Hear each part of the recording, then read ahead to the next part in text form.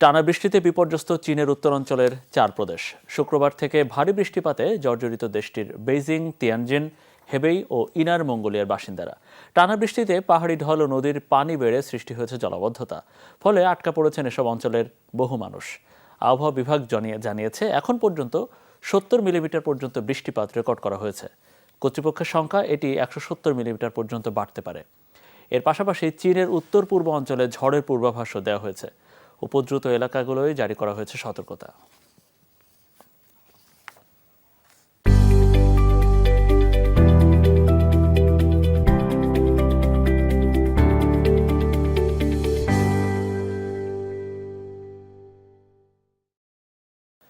টানা বৃষ্টিতে বিপর্যস্ত চীনের উত্তরাঞ্চলের 4 প্রদেশ।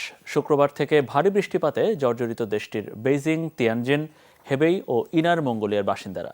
টানা বৃষ্টিতে পাহাড়ি ঢল ও নদীর